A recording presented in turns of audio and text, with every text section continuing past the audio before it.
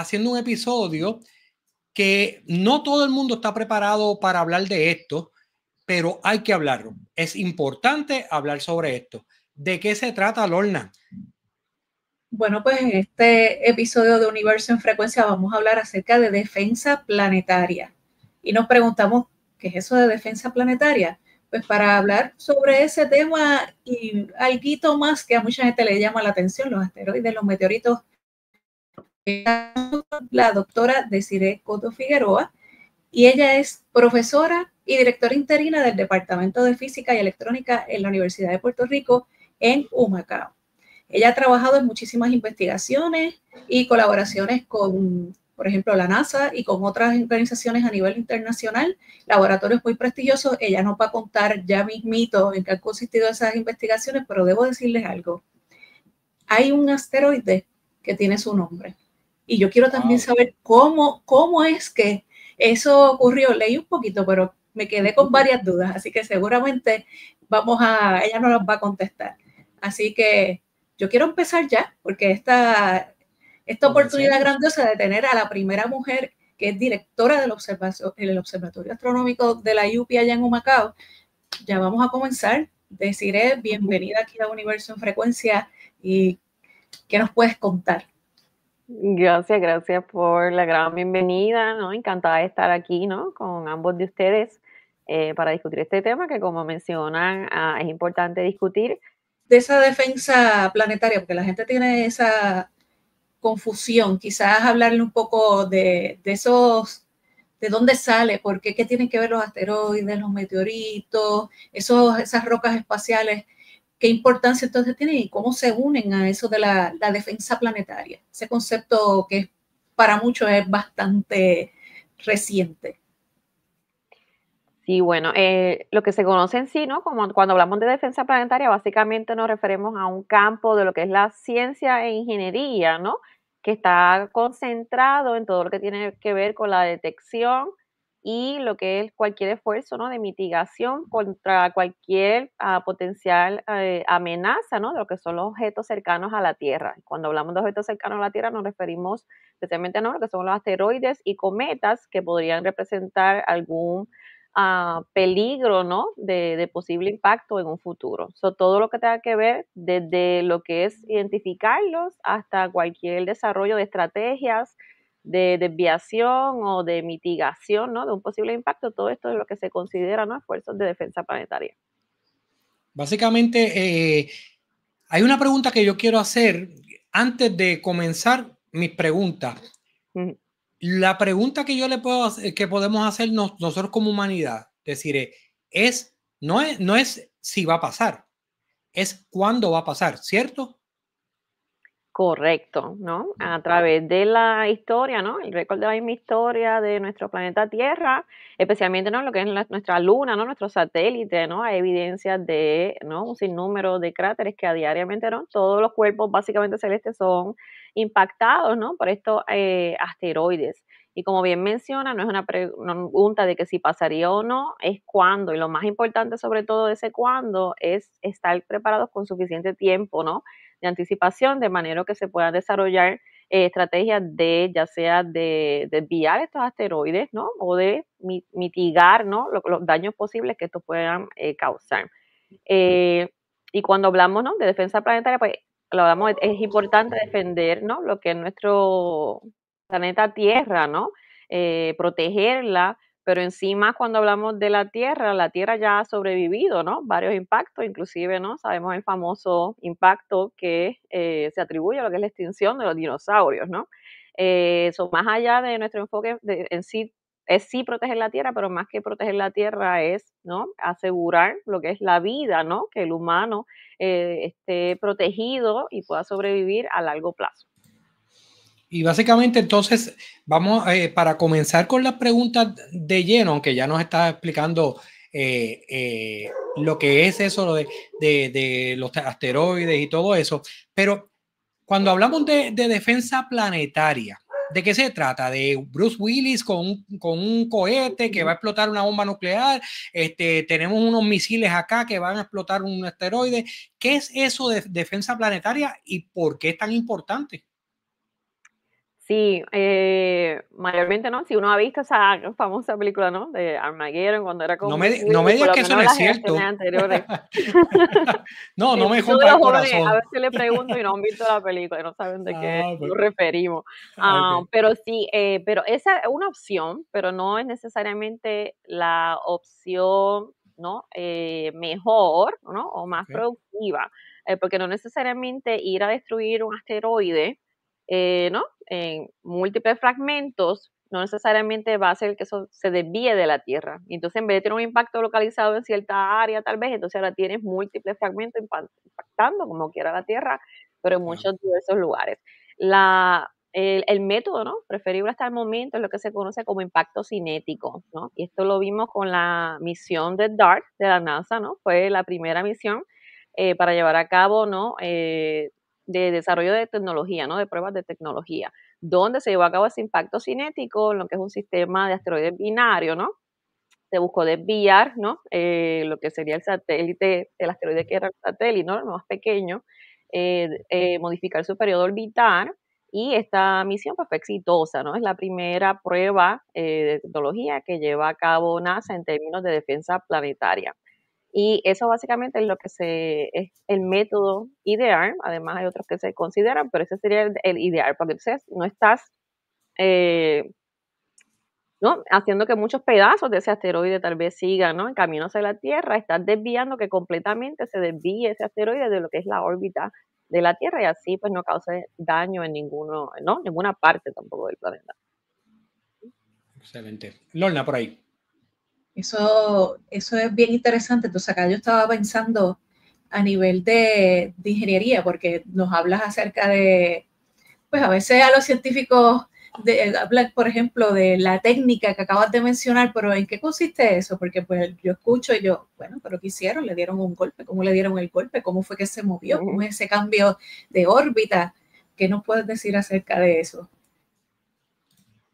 Sí, un impacto cinético, aunque el nombre tal vez suene complicado, es bastante simple en el sentido del concepto de pensarlo. Es básicamente pensar básicamente es como si lo estuvieran empujando, ¿no? Básicamente esa misión de DART, literalmente esa nave espacial, ¿no? Estuvo en trayectoria de colisión e impactó a ese asteroide, ¿no? El más pequeño de ese sistema binario, donde básicamente con el choque es un impacto, decimos cinético, que está transfiriendo básicamente esa energía cinética que ese satélite tiene en movimiento, ¿no? Hacia ese, cuando ocurre ese impacto, se transfiere hacia el otro y eso es lo que causa que modifique, ¿no? Básicamente esa órbita del otro, en este caso del asteroide, ¿no? Y básicamente es igual, ¿no? Si se imagina una colisión de dos objetos, básicamente, ¿no? Dependiendo de la masa y el volumen de esto, pues va a ver en qué dirección se mueve, ¿no? O cuánto se mueven esos objetos. Pues básicamente en términos de eso es lo que se habla, pero se puede no simplemente pensar en el concepto de darle un simple empujoncito, ¿no? Cosa de desviarlo y que esa órbita sea grande básicamente, ¿no? O de achicarse de ser necesario, preferiblemente no, agrandarlo y ponerlo lo más lejos posible de lo que es la órbita de la Tierra. Es interesante, yo leyendo sobre Dark, yo estaba leyendo, Lorna, y Sí, eso.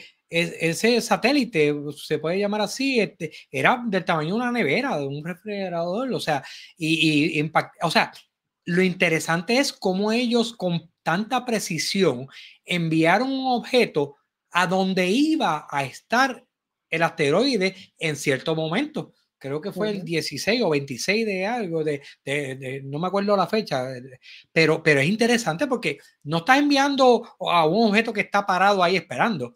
Es el momento perfecto para introducir y chocar y desviarlo, como bien dice Desiree, que eso es más impactante.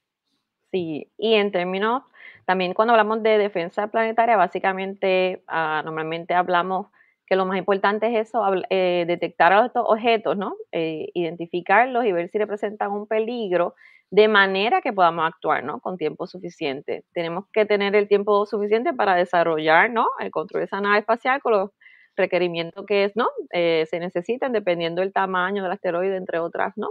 Características y demás, para poder entonces lanzarlo, y como usted dice, que no esté en esa órbita según ellos estimulen para hacer ese impacto y poder desviarlo a tiempo. Esa es lo más clave aquí. Una de las partes importantes de defensa planetaria, no solo eso, desarrollar, ¿no? Estas posibles estrategias de desvío y mitigación, pero más importante todavía es poder identificarlo a todos. Al día de hoy, apenas un 40%, 40-45% es la cantidad de asteroides que se han detectado con diámetros más grandes de 140 metros de diámetro.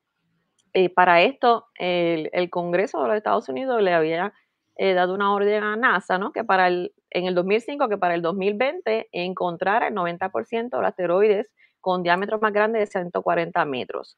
Porque hablamos de 140 metros, básicamente estos estimados del tamaño de los asteroides que pueden causar daños significativos, ¿no? De caer en alguna ciudad. Y lamentablemente no, estamos en el 2025 y apenas vamos por un 40-45% de identificarlos. Antes de poder actuar, ¿no? Con todas estas estrategias de desviarlos y demás, lo más importante es poder identificarlos, ¿no? Llegar a cumplir con ese mandato. Y, por ejemplo, también los otros esfuerzos de NASA, lo que es la Oficina, ¿no? de Coordinación de Defensa Planetaria, además de llevar esa misión de DART, está llevando a cabo ahora lo que se llama también la misión de NEOSURVEYOR. NEOSURVEYOR es el primer telescopio espacial diseñado para detectar asteroides y cometas, ¿no? cercanos a la Tierra. Esperamos que sea lanzado para el 2027 y se espera que dentro de unos 5 años máximo cumpla con que lleguemos a este requisito de identificar el 90% de estos asteroides. Por lo menos un 90% es mucho mejor que un 40% en cualquier liga, definitivamente. Claro. Pero entonces quiere decir, ya experimentamos que podemos llegar a un asteroide y moverlo de ruta. O sea, eso ya está probado. Ya eso está fuera del camino. Lo más difícil entonces y el reto que mayor tenemos es el de ir, ¿cómo te digo? Identificarlos. Sería identificarlos, ¿no? Correctamente, ¿no? Ha sido un reto el poder identificar a todos estos asteroides, ¿no? Y en realidad, básicamente, mientras más pequeños son, también más difíciles son de observar, ¿no? Desde diferentes observatorios aquí en la Tierra. Sí tenemos varios programas, ¿no? de observatorios que están dedicados, ¿no? a monitorear los cielos todas las noches para identificar a estos asteroides, incluyendo por muchos astrónomos también aficionados, ¿no? Que se dedican también a observar y a reportar esto, lo que se conoce como el Minor Planet Center, ¿no? Es básicamente la entidad encargada de identificar cuando estos objetos se observan por primera vez y de monitorear lo que son sus observaciones y demás. Pero, por ejemplo, una gran ventaja que tiene este telescopio espacial también de NEOSURVEYOR es que es un telescopio infrarrojo. Y básicamente vamos a estar observando a los asteroides, ¿no? Por esa emisión termal, donde también tenemos una ventaja versus la luz óptica, ¿no? Que es la que se utiliza aquí en los observatorios en la Tierra. Básicamente solo observamos esa luz que reflejan los asteroides del Sol, pero para estos también hay un impedimento en el sentido de que estos dependen de la cantidad de luz que ellos reflejan, dependiendo del tipo de material del asteroide. Hay una propiedad que se conoce como el albedo, ¿no? Que básicamente es un número entre 0 y 1, y básicamente si es un 1 refleja toda la luz que llega del Sol, y si es un 0 refleja absolutamente nada. Podemos tener dos asteroides del mismo tamaño, pero si uno tiene un albedo que es mucho menor que el que refleja, puede que ese no sea identificado versus, ¿no? el otro que está reflejando esa luz completamente. Cuando vamos a esa rango, ¿no? de largos de onda, lo que es infrarrojo, pues eliminamos también ese obstáculo y podemos ver básicamente todos los asteroides, ¿no? en términos de su tamaño, también en sí identificar también los tamaños que estos tienen. Excelente. Lorna, tiene la próxima pregunta por ahí. Sí, ¿qué otras iniciativas hay para continuar investigando o continuar, ¿verdad? probando ciertas estrategias que leí algo que habían otras agencias espaciales, por ejemplo, y que en Europa también se están haciendo diferentes misiones, hay otros proyectos para entonces reforzar y aprender también la defensa planetaria que sea estudiada y que lo tomamos con la seriedad que merece. Así que, ¿qué otros proyectos hay? ¿Qué otras misiones hay? Claro que sí, como lo que mencioné, por ejemplo, estos esfuerzos de lo que fue la misión DART, lo que es la misión Neo Surveyor, ¿no? Ambos son esfuerzos de la NASA, de lo que es la Oficina de Coordinación de Defensa Planetaria, que juega un rol principal, ¿no? No solo en Estados Unidos, sino a nivel internacional en coordinar estos esfuerzos. Ellos también son, como menciona, ¿no? También otros países también tienen esos esfuerzos, ¿no? Cada cual, los países individuales, tal como por ejemplo la Agencia Espacial Europea, ¿no? Todos los que tienen agencias espaciales y diferentes observatorios, pues trabajan en conjunto, ¿no? Para llevar a cabo protocolos, ¿no? Cuando se identifica algún asteroide que pueda representar algún peligro para la Tierra, ¿no? También esos asteroides pasan a una lista donde ¿no? pasan a tener prioridad, ¿no? de observación versus los demás, dependiendo el nivel de probabilidad que tenga. También existe lo que se llama la Red Internacional de Alertas de Asteroides. Esto igual, ¿no? De la NASA es parte de ello. Esto fue designado por lo que es las Naciones Unidas, ¿no? Y un esfuerzo a nivel internacional donde se colabora para establecer estos protocolos que se deben seguir los diferentes gobiernos en caso de que represente algún peligro, ¿no? Alguno de estos asteroides, no solo en su monitoreo, pero también en desarrollar las estrategias de mitigación y demás. También puedo mencionar que se lleva a cabo una conferencia que es de defensa planetaria cada 2 años, ¿no? Donde se asiste igual a participación a nivel internacional, donde todos los científicos e ingenieros que trabajan en este tema, ¿no? Desde identificar los asteroides, desarrollar estrategias de mitigación, de desvío, etcétera, presentan, ¿no? Los avances que han obtenido al respecto, pero también llevan a cabo escenarios, ¿no? Donde plantean posibles escenarios ficticios de en caso de que haya un impacto, ¿no? Y día tras día se va proveyendo más información, ¿no? Y entonces ver cómo los científicos básicamente atacan el problema y también se hace representación de lo que es el público, de diferentes agencias. En caso de también haber posibles impactos, agencias como FEMA, ¿no? En el caso de Estados Unidos, pues está envuelta, de hecho participan de estas conferencias y demás. Entonces, algo de donde lo que es vital es, ¿no? Estar preparándose con tiempo, tener buenos protocolos establecidos. También no se puede, es un protocolo también que se va a seguir en cierto sentido, pero todo depende, ¿no? Básicamente cada caso, cada asteroide sería un caso en particular, donde caería en cierto punto específico, donde habría que ver, ¿no? Cuáles son los daños, por ejemplo, desviarlo, si no tuviéramos tiempo suficiente para ello, si hubiera que recurrir a un método entonces de tal vez fragmentarlos en pedazos más pequeños, ¿no? Que eso no es lo ideal, pero hay que entonces tener en balance, ¿no? Considerar cuáles serían los daños, ¿no? Idealmente se quieren actuar en la manera de que cause el menor daño posible, ¿no? En la menor área posible. Todo con la idea de salvar, ¿no? Las mayores vidas, ¿no? Que se pueden en ese sentido. Incluso se llegan a considerar casos de desalojo, ¿no? De no poder actuar a última hora. Una de las únicas opciones sería tratar de desalojar esa área.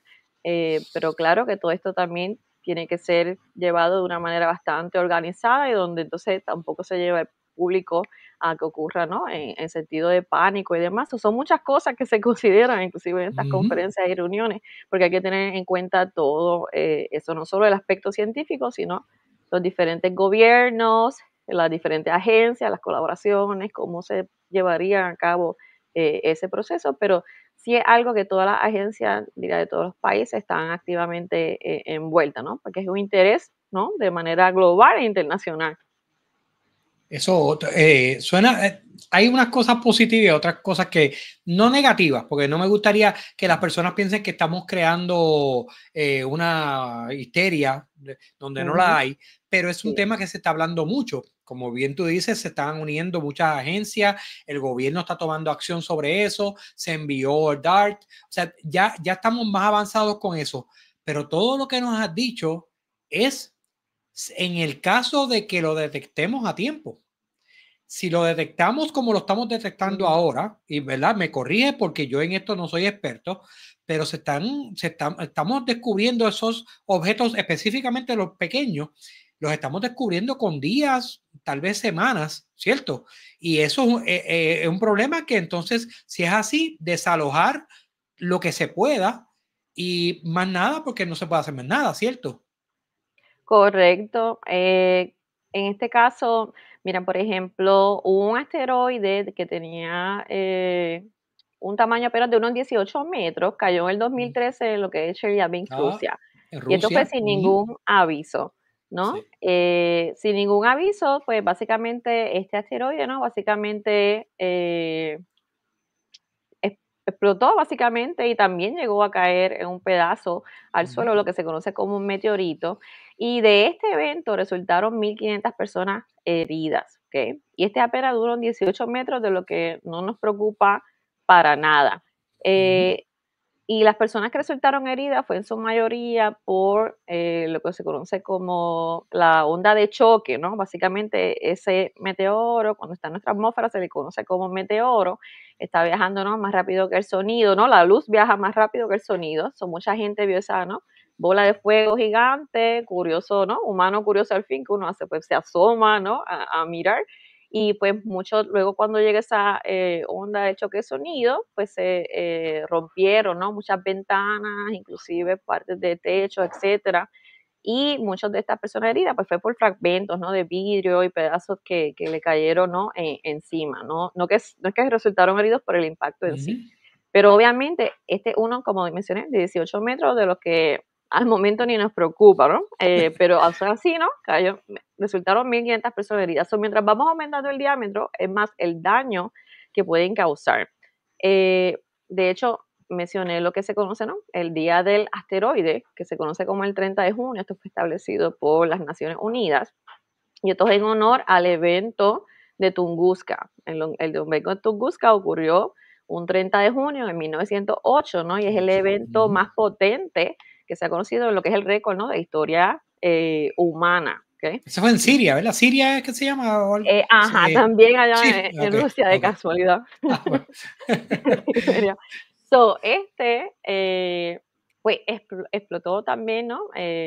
Y eso fue básicamente un área de 2.000 kilómetros cuadrados en un bosque, resultó aplanado. Entonces, esos ¿no? árboles estaban aplanados y esto fue una área bastante retirada, ¿no? Y como quiera, se dice que, ¿no? A cientos de kilómetros, los diferentes pueblos sintieron esa explosión, ¿no? Básicamente. Y luego, cuando fueron a explorar, ¿no? Al tiempo, es que entonces descubrieron esa área aplanada donde se entonces determinó que había explotado, ¿no? Básicamente uno de estos meteoros en la atmósfera. En este caso, se cree que era un asteroide bastante porroso, donde básicamente llegó a explotar solamente en la atmósfera, no causó un cráter en sí. Pero también tenemos eventos como lo que es el cráter del Meteoro en Arizona, ¿no? Donde es el mejor cráter preservado.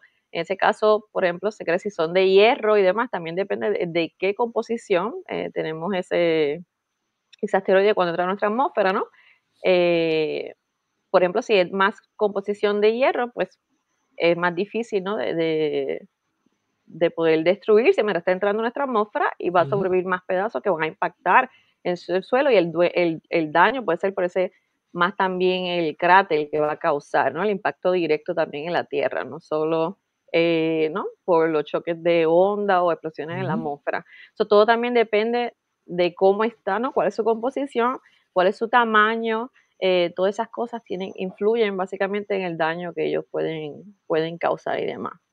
Es que se combina todo, se combina la velocidad, la composición, se combina, o sea, todo. Pero interesante porque dijiste dentro de un mismo objeto, mencionaste dos nombres. Y yo quiero aclararle al público, quiero que nos aclares para el público, porque dijiste el asteroide, el meteoro, después dijiste el meteorito de Rusia. Pero ¿es el mismo objeto? Básicamente, asteroides, ¿no? Asteroides son pedazos de roca y metal que están básicamente en el espacio. Esto tiene, ¿no? Un rango de diferentes tamaños y básicamente son las las piezas básicamente que sobraron de la formación, ¿no?, de nuestro sistema solar. Cuando uno de esos asteroides entra a nuestra atmósfera, cuando a veces también el término común, cuando a veces dicen, mira una estrella fugaz, básicamente es un asteroide pequeño, ¿no?, que se está fragmentando mientras entra a nuestra atmósfera. Y no, mientras más grande sea el asteroide, pues más grande esa bola de fuego que vamos a ver. A veces vemos por más duración, lo vemos a veces hasta que se puede fragmentar los diferentes pedazos. Pero básicamente cuando una vez entra a nuestra atmósfera y se empieza a desintegrar, eso es lo que se llama el meteoro, ¿no? Esa bola de fuego o estrella fugaz, como le dicen a veces cuando es más pequeño, pero el término correcto es meteoro. Si sobrevive un pedazo de ese meteoro que toca el suelo de la Tierra, eso entonces se conoce como meteorito. En el caso de Chelyabinsk, y ambos típicamente llevan el nombre de la ciudad, ¿no?, donde impacta. Por eso en ese caso, por ejemplo, de Chelyabinsk en Rusia, pues está el meteoro de Chelyabinsk, que si usted busca, ¿no?, pues son todos esos videos de la bola de fuego, ¿no?, mientras estaba en la atmósfera y demás. Y también si busca el meteorito de Chelyabinsk, pues hay un sinnúmero, ¿no?, de fragmentos. Hay un pedazo el más grande, impactó en un lago que estaba congelado. Ese fue el pedazo más grande que recuperaron, pero así hay también muchos fragmentos. Todos ellos en colección se llaman los meteoritos de Chelyabinsk. Y si está en la atmósfera, ¿no?, esas bolas de fuego o estrellas fugaces, son meteoros. Si está en el espacio, pues entonces sería asteroide. Hablando acerca, yo acá pensando, estás dando esas explicaciones y yo digo, pero hay un sistema de alerta de emergencia, en algún momento habrán simulacros, o sea, tenemos cómo nos podemos preparar. Pues yo me imagino ahora mismo eso puede ser un escenario de emergencia. ¿Qué puedo hacer? Cierto. Sí, claro. Yo diría, por ejemplo, si ellos avisan, bueno, de detectarlos, ¿no?, con suficiente tiempo. Por ejemplo, si han habido 2 ocasiones donde lograron detectar unos asteroides que iban a impactar apenas unas 24 horas. NASA igual determinó con exactitud el área donde iba a impactar, resultó ser un desierto, y ¿no?, luego científicos recolectaron, ¿no?, estos meteoritos que sí sobrevivieron, ¿no?,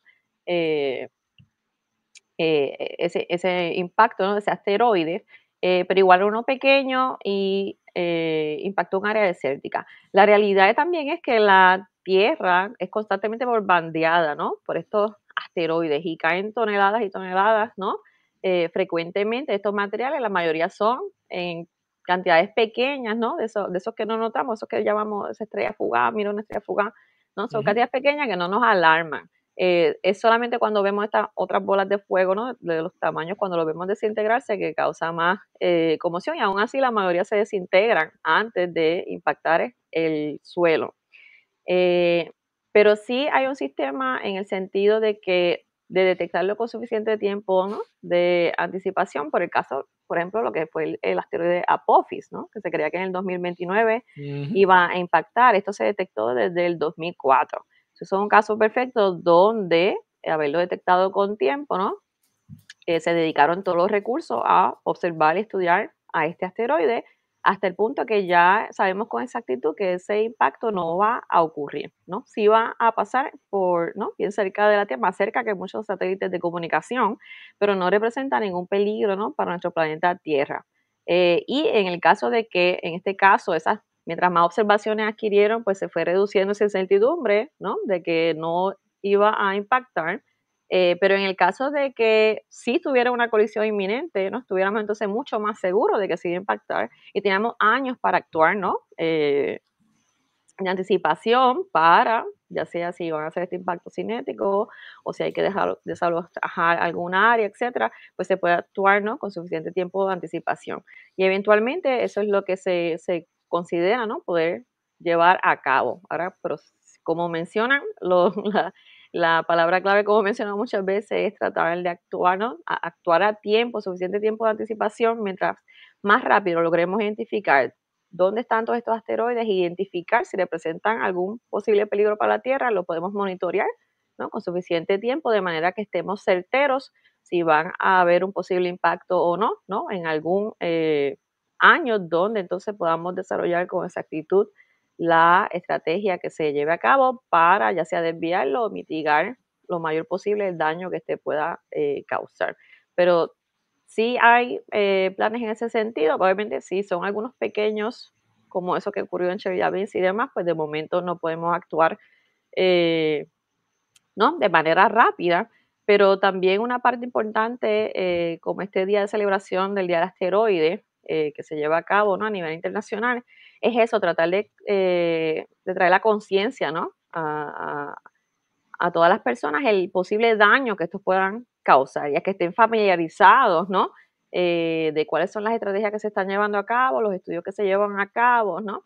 Y eventualmente de haber un peligro inminente, pues sí, los efectivos agencias y gobiernos estarán informando, ¿no? Los protocolos a seguir, pero hay que tener consciente, no entrar en pánico, porque en realidad si uno también se pone a pensar en las probabilidades son bajas, pero queremos estar preparados, ¿no? A diferencia de los dinosaurios, hoy en día nosotros los humanos, ¿no? Tenemos las tecnologías y las capacidades necesarias, ¿no? Para evitar que ocurra un daño así, ¿no?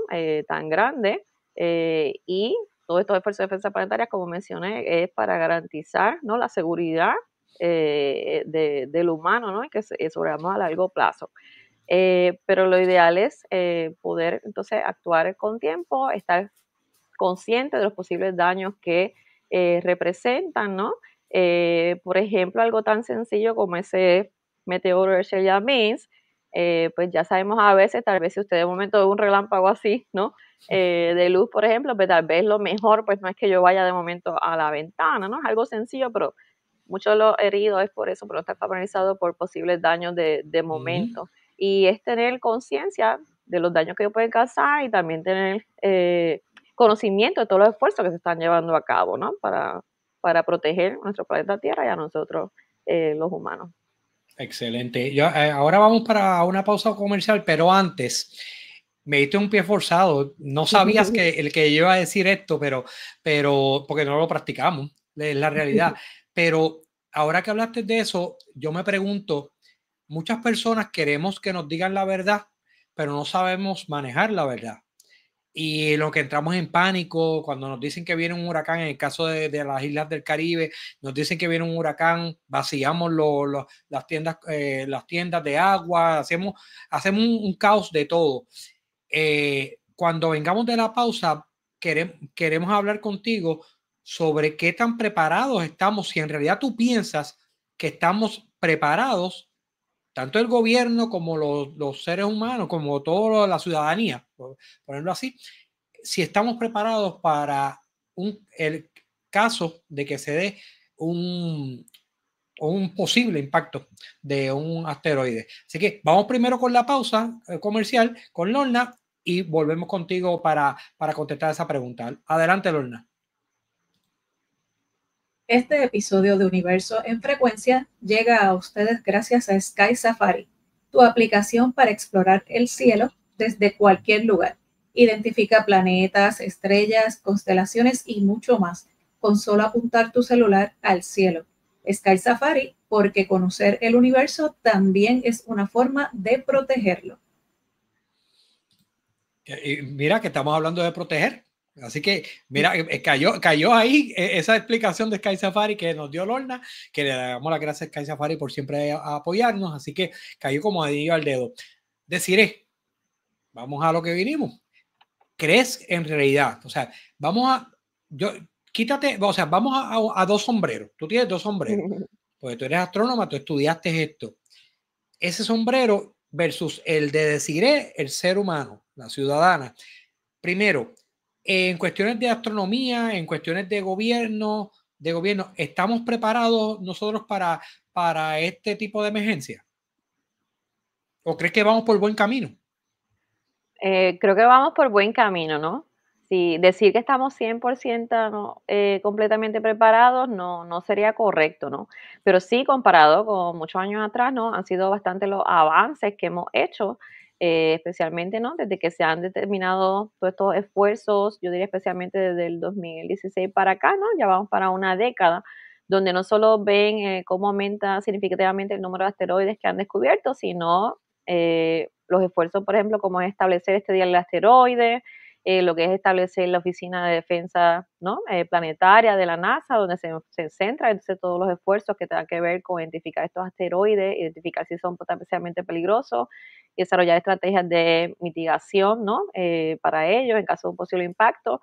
Igual así muchas agencias, ¿no? Como ya mencionamos, de otros países igualmente se encuentran activas, ¿no? Y están estos esfuerzos de colaboración con lo que es la red internacional de alerta de asteroides. So, sin duda alguna estamos mucho más preparados.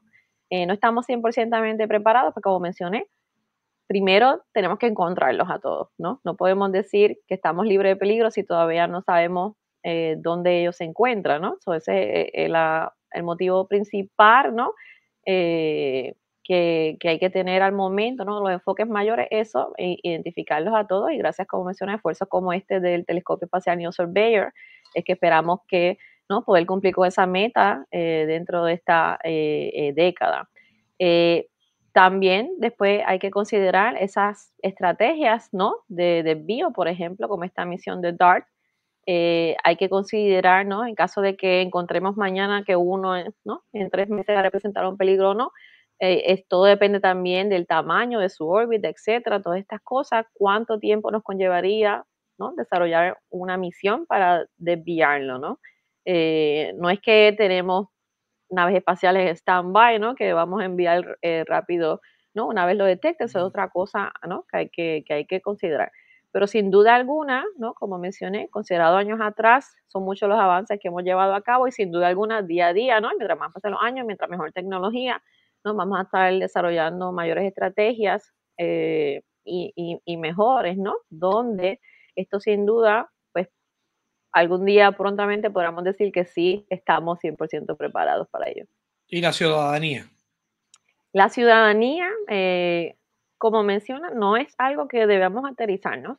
El mismo oficial de la Oficina de Defensa Planetaria de la NASA en entrevista mencionó, ¿no? Que él duerme tranquilo, ¿no? Y básicamente su responsabilidad principal, ¿no? Estar a cargo de todo lo que conlleva la defensa planetaria. Los porcientos de impacto son bastante pequeños. Si uno pega a, ¿no? Considerar las probabilidades. Eso no es algo que tengamos que aterrarnos, ni entonces, ¿no? Vivir aterrados a ellos, pero sí hay que verlo, por ejemplo, como mencionaste, los huracanes, ¿no? Sabemos que todos los años hay una temporada de huracanes y nos tratamos de preparar lo mejor posible para ellos. Pues en caso de los asteroides, simplemente tener, ¿no? En conciencia que es algo que también representa un peligro, ¿no? Para nuestra Tierra, y tenemos que estar familiarizados, ¿no? Con ellos y lo que conllevaría un posible impacto, y estar familiarizados, ¿no?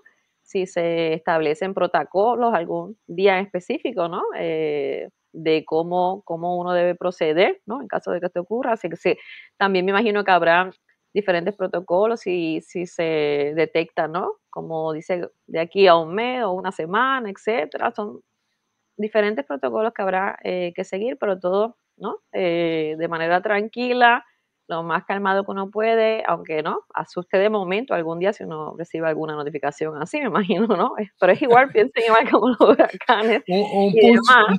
push notification Sí, de los periódicos nacionales diciendo, sí, prepárense. sí, Está feo sí, eso.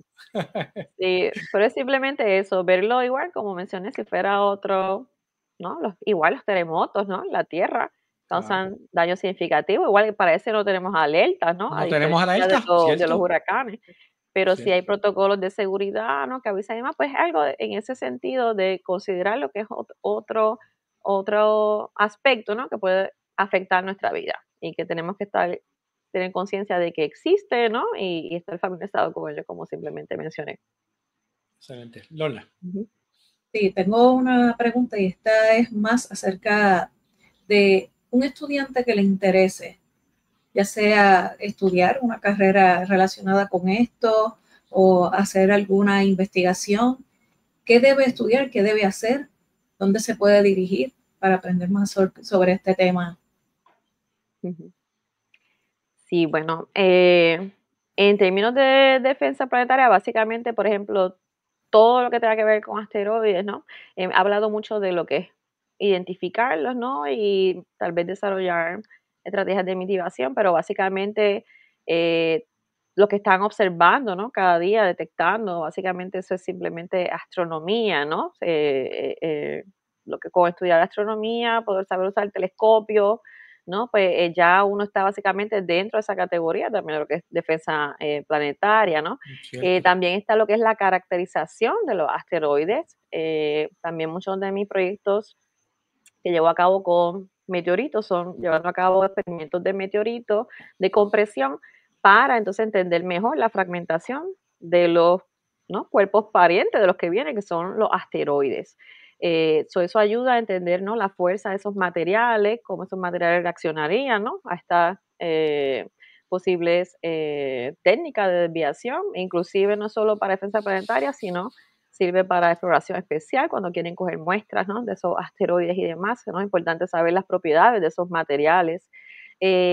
Aparte de la fuerza del material, todo lo que tenga que ver con caracterización igual, como su periodo orbital, ¿no?, su tamaño, su masa, todas esas cosas son vitales de saber, ¿no?, cuando están diseñando esta ¿no?, estrategia, ¿no?, de mitigación. Todo lo que tenga que ver con caracterizar, ¿no?, estudios en sí de lo que es astronomía, asteroides, también está la parte de ingeniería, ¿no? Muchos ingenieros que trabajan en estas también técnicas de desviación y demás. Todo eso básicamente se considera como defensa planetaria. Pero sin duda alguna, ¿no? Simplemente ya sea por área de ciencia en astronomía, astrofísica, ingeniería, ¿no? Toda esa área básicamente conlleva, ¿no?, lo que son los diferentes científicos que trabajan en esta área. Decir, y eso en alguna manera ustedes lo tocan en la universidad, donde está tu universidad, ustedes dan cursos de astronomía, ¿cierto? ¿Qué otros, hay cursos relacionados ahí también sobre eso, de lo que acabas de mencionar? Que puede ser una Sí, base, ¿no? sí, correcto. Nosotros tenemos una concentración menor en astronomía, donde se cubre, ¿no?, todo en general, desde lo que son nuestros planetas, el sistema solar, los asteroides, hasta las galaxias y cosmología, ¿no?, entre otros. Una vez ¿no?, obtienen su bachillerato, ya sea en física en nuestro departamento o otro departamento, se pueden graduar con esa concentración menor en astronomía. En nuestro observatorio astronómico, ¿no?, los estudiantes llevan a cabo proyectos de investigación donde, por ejemplo, nosotros somos miembros del consorcio de Nuro, donde para esto viajamos al observatorio Lowell en Flagstaff, Arizona. Cada semestre de 3 a 4 estudiantes viajan conmigo para utilizar el telescopio de 42 pulgadas de allá, que es el que utilizamos para observar asteroides. Entonces, ellos lo analizan, ¿no?, en nuestra universidad durante el año académico, donde obtienen sus curvas de luz para determinar estos periodos de rotación. Los estudiantes ya desde nivel, ¿no?, subgraduado, ¿no?, de universidad, están aportando a lo que es la caracterización de estos asteroides y a lo que es la defensa planetaria. Wow, eso es interesante. Lorna, ¿te apuntas? Porque yo me apunto. Yo Sí. siempre estoy Nosotros cargamos maletas, ¿sabes? ready. Sí, somos muy buenos cargando maletas. Sí, Excelente.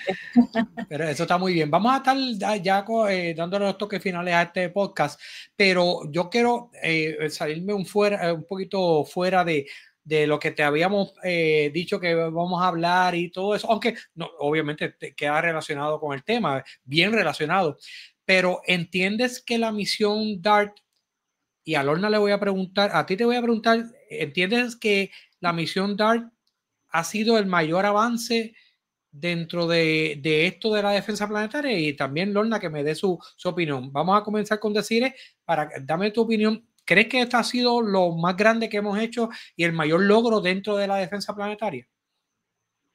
Es el mayor logro en el sentido, ¿no?, de avances técnicos, ¿no? Básicamente es la primera misión que se desarrolla completamente para probar, ¿no?, una tecnología, ¿no?, que usarían, ¿no? No es que van a estudiar un cuerpo, ¿no?, celeste en particular, sino que fue especialmente desarrollada para eso y es algo que es crucial, ¿no?, y vital que tengamos en caso de que eventualmente haya un posible impacto. Eh, pero diría que todos los esfuerzos, ¿no?, son Se unen. importantes, porque también no solamente es importante la tecnología, Esos asteroides, por ejemplo, lo estudiaron, ¿no? De antemano, lo que es la caracterización de ellos, ¿no? Su periodo orbital, sus tamaños, ¿no? Composición, etcétera, entre otras, que son vitales para que esa misión sea exitosa.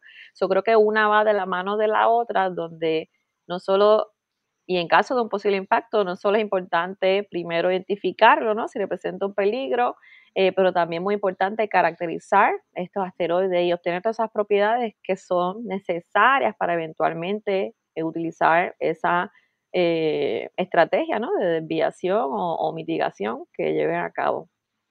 Perfecto. O sea que eso quiere decir que DART te llamó la atención, pero no es para ti necesariamente una sola cosa lo importante. Aquí es el macro, como decimos por ahí. Pero yo no sé tú, Lorna, pero a mí me encantó ver a DART arrancar en una especie, en un Falcón, entonces en vivo, o sea, básicamente en vivo.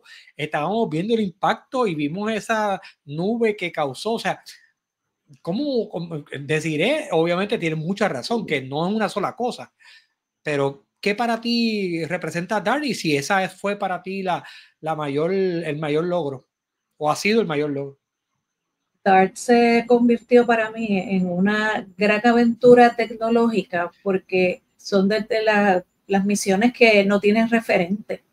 Y el no tener un referente para mí es súper importante y me encanta porque la sigo desde el inicio hasta ese momento cumbre en el que todo el mundo estaba, ay, eso pasará, ¿qué va a pasar? ¿Qué va a pasar? Yo creo que es de las veces que más uno ha estado como que, y eso va a salir bien.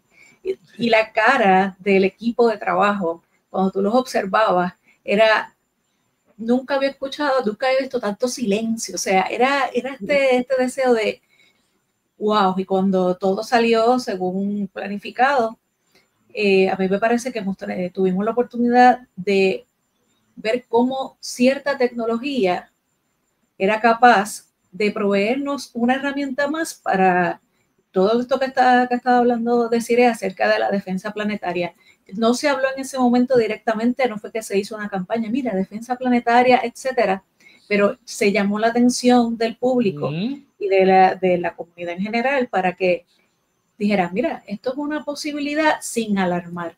Eso es una a mí me encantó eso. Cierto, sí, tiene mucha razón. Porque a la gente no le dio miedo, sino yo vi a muchos niños con el interés particular de aprender más acerca de rocas espaciales. Porque una de las campañas que hizo NASA, recuerdo, habían stickers y había este material audiovisual didáctico que ayudó mucho a atraer a la comunidad, pero sin miedo. Y aparte de probar tecnología, a mí siempre que hay que probar tecnología, yo estoy anotada para lo que sea. A mí eso es lo mío. A mí me gusta mucho ver innovar. Sí, no, es que era algo arriesgado, súper arriesgado. Sí. Y con el temor de la carga que había a nivel internacional, de que eso saliera bien.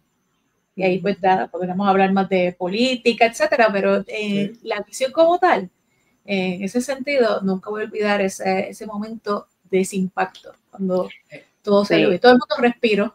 Sí, correcto. Yo te iba a mencionar que tal vez estuviéramos, ¿no?, mucho más preocupados hoy en día si esa misión no hubiera sido exitosa para nada. Cierto. Porque entonces la primera vez que lo prueban y decimos que fracasó o algo, la preocupación sería mayor todavía en términos de defensa planetaria. Sí.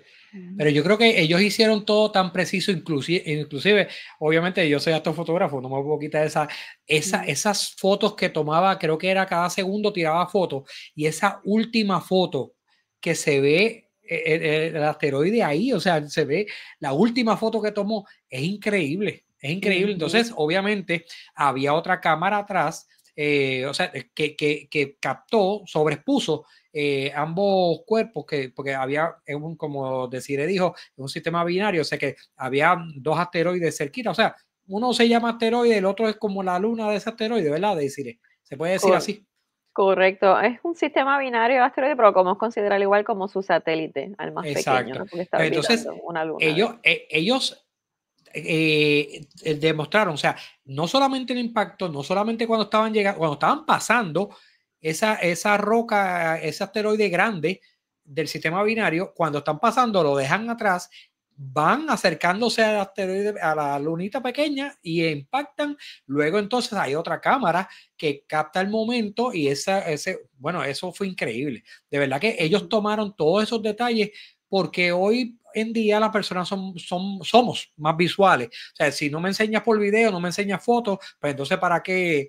Yo creo que yo estoy seguro que cuando NASA vuelva a la Luna, lo más que va a hacer selfie, va a tirar fotos por todos lados.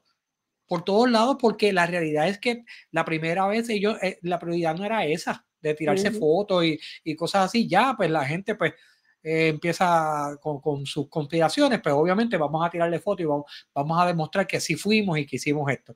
Pero nada, deciré gracias por tu tiempo, una excelente conversación contigo. Te invitamos a otro episodio con nosotros. Fue muy ameno. Obviamente, tener una mujer dentro del episodio siempre nos llena de mucha alegría. Que por cierto, hemos tenido más mujeres colaboradoras, ¿verdad, Lorna? Que hombres. Y qué bueno. Eso está bien. ¿Sabes qué? Perfecto, así mismo es. Hemos Perfecto, tenido. eso está muy bien. Yo te conté eso desde el inicio, Nelson, que poquito a sí. poco estábamos aumentando ese número de mujeres en STEM. Y estas son gracias, decir, porque estas son las iniciativas que nos ayudan a que haya más niñas y más jóvenes interesadas. Así que vamos por buen camino. Pero ¿sabes qué? Eso es culpa de Desiree y culpa tuya. Porque hacen un excelente trabajo educando y haciendo que las personas, las mujeres, niñas, mujeres se interesen en la ciencia, y eso es bien interesante, bien importante para seguir adelante. Yo como hombre me siento súper orgulloso y qué bueno que para bien sea. Así que Desiree, eres bienvenida a los episodios futuros para que te unas con nosotros ya en cualquier tema, para que compartas con nosotros, pero para que sepan, nosotros tenemos un lema de despedida porque no nos podemos ir así secos. Así que, Lorna, ¿qué le podemos decir a las personas para despedirnos de este capítulo?